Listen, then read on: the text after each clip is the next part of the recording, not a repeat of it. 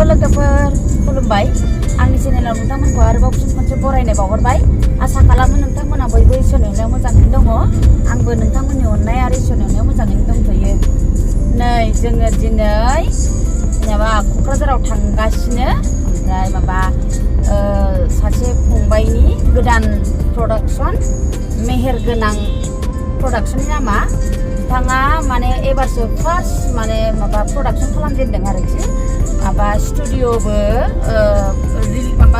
Opening खालामगोन बियो ओमफ्राय दिनैहाय आरो गानबो दोंसे पेरासिटामल होननाय गानबो दोंसे रिलिज खालामगोन ओमफ्राय बाहायनो बिथाङा आंखौ इनभाइट खालामदों नालाय ओंखायनो दा आंबो थांगासिनो आरो नै ओमफ्राय बिथांनि बे मेहेर गोनां प्रडाक्सनावनो आङो नै साननै सानथामसोनि उनावनो आंबो शुटिं खालामगोन गान दोंसे आरोखि दा बे फंबाया गोदान नालाय ओंखायनो गानजोंनो स्टार्ट खालामनानै भिडिअ एलबामजों स्टार्ट खालामनानै लासैनो फिल्मबो बानायलांगोन होनदों ओमफ्राय दा बे फंबाया दोंथामसो शुटिं खालामबाय ओमफ्राय लासै लासैनो रिलिज होबाय थागोन दिनै फार्स्ट स्टुडिअजों लोगोसे गानबो रिलिज खालामगोन आरो ओमफ्राय नै दा नायलांबाय थादो नोंथांमोना जुदि आंनि भिडिअखौ मोजां मोनोब्ला जोबजासे नायलां स्किप खालामनो नाङा ओमफ्राय आंखौ माखासे कमेन्टआव बुंहरदों मानो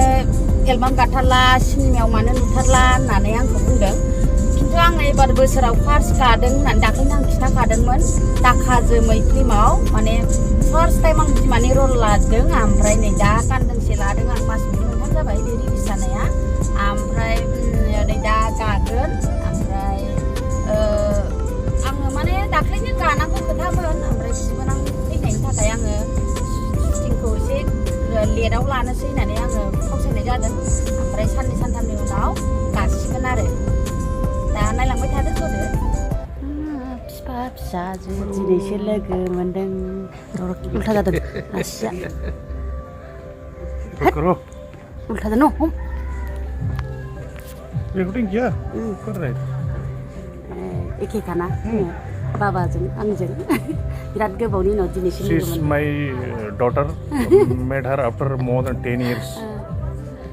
मोजां ना बाबा गिबियावनो आं एमजि प्रडाक्सननि जानानै बयनिसिम आंनि गोसो गोरबोनि अननायखौ जासिहरग्रोबाय दा जों दिनै बे एमजि प्रडाक्सन फिल्मसनि अफिस अपेनिं आरो मोनसे फार्स्ट एलबाम प्रडिउस खालामदों बिथां जोंनि प्रडिउसार रुंसार मुसाहारिया बिथाङा दिनै मोनसे गोथार थांखि लादों बेनो जाहैबाय दिनैनिफ्राय गावनि एमजि फिल्मसनि अफिस आरो मोनसे एलबामखौ रिलिज खालामनायनि थांखिजों नोंथांमोनखौ बयबो जायफ्रा आलासिफोर नुजाफैदों बिसोरखौ आंनि गोसो गोरबोनिफ्राय बरायनाय थाबाय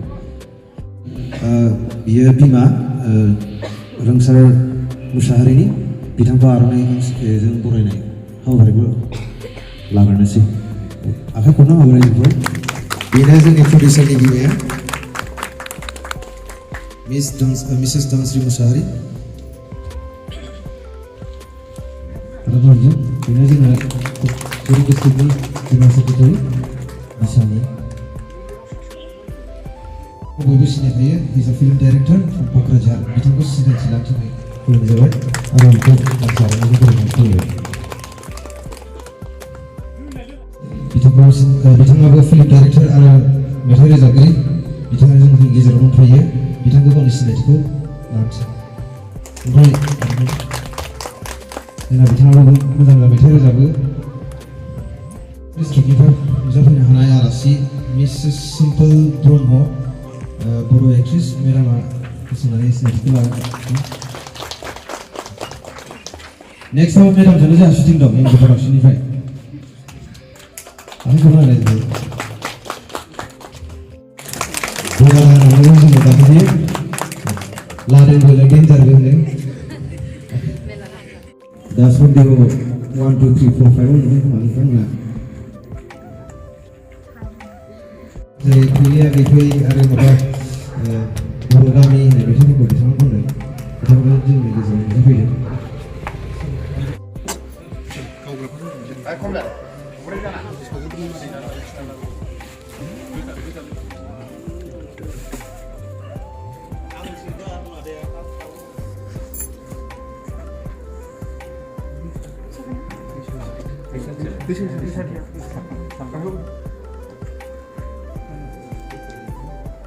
전체 그 정도 내 그죠 마음이 사라는 거.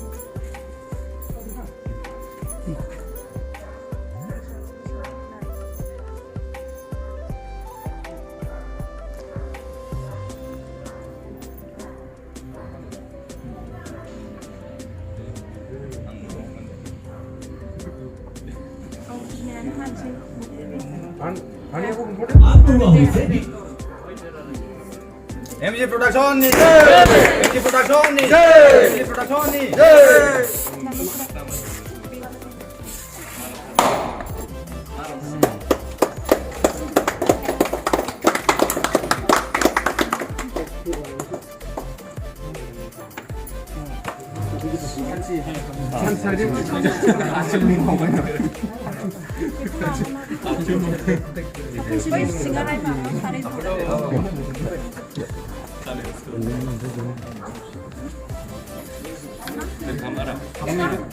스튜디오 조성하신 앞에 받아 보이는 걸 보여주세요.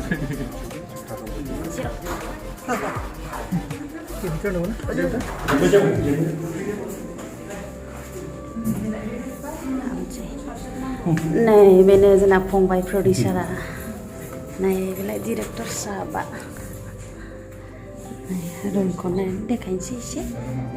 Sẽ ngapa tadi? Nih ini madam aja na, produser ni Bima ya, apa ini Bima yang na? Ayong. Deh. Biar जाहैबाय MG Production nih. Oh, storeroom. Apa main apa ya? Studio ah. Advertise sana ini. ओमफ्राय नैबे जाहैबाय editing room. Editing room. बेफोरबायदि रुमा गोदो गैयामोन ना? खालि गुवाहाटियावल' खारोमोन जों केलकाता इदि बेफोरावसो खारोमोन गोदोहाय। नै दा बेफोरावनो जुदि सोरबाफोर एडिटिं खालामनो बा भइस डाबिंफोर खालामनो गोसोबा बाहायनो खालामनो हागोन आरोखि ना। जोङो गोदो गुवाहाटियावसो खारनांगौमोन बेफोरबायदिखौ। आरो नैबे जाहैबाय जोंना office room. आच्छा ना?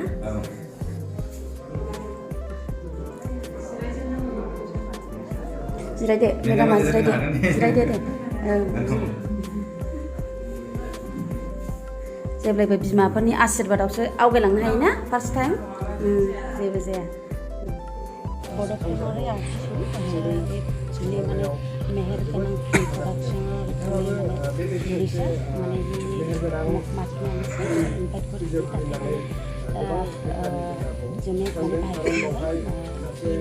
स्टुडिअ आरो एलबाम माने बनायल'सै তাৰপিছত এই মানে ৰিলিজ আজি পেৰাচিটামল একটা এলবাম হৈ গৈছে এইটো ৰিলিজ হৈ যাব তাৰপিছত নেক্সট যিটো প্ৰডাকশ্যন আছে মানে সি মানে মোক এটা মানে গানৰ কাৰণে মানে নেক্সট প্ৰডিউচাৰ পাপাৰে মানে ঠিক কৰা হৈছে মানে নেক্সটত মই মানে কিবা শ্বুটিং মানে হিৰ'ইন মানে নেক্সট প্ৰজেক্টৰ কাৰণে ঠিক কৰা আছে তাতে মানে তাতে এই নতুন প্ৰডাকশ্যনত মই কাম কৰিম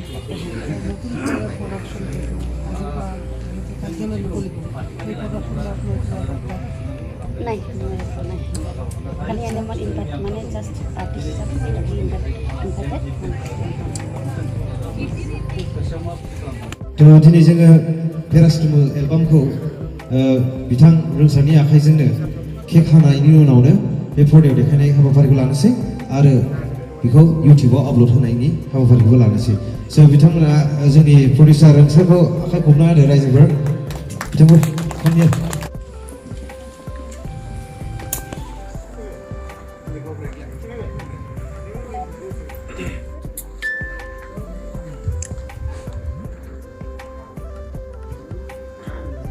केन्डेलखौ सावखांनायनि उनाव खावलायहरो जोंनि प्रडिउसारखौ बिथाङा गावनि आखाइजोंनो बे एलबाम रिलिजआव बे दिनैनि पेरासिटामल एलबामनि नामाव जि फार्स्ट बार्थडे खुंनाय जायगायानो जाहैनोसै बिनि केकखौ हानानै बे एलबामखौ दिखोनो थाखाय स' प्रडिउसार केकखौ होनो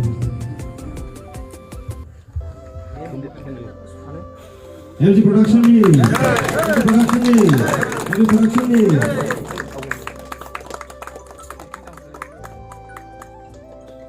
Sikit enggak? Udah bisa.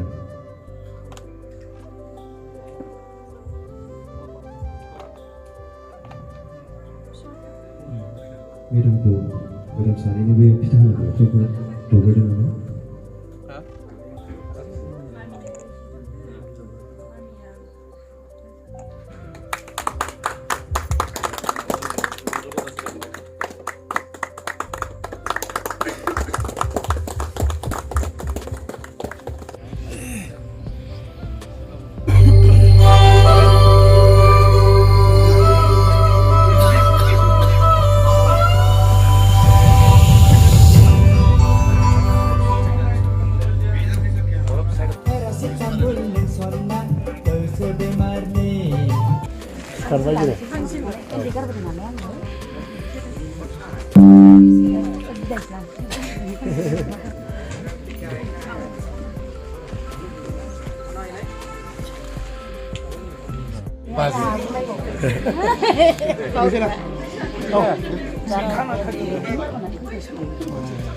Nanti buka tuh 15 menit ruko.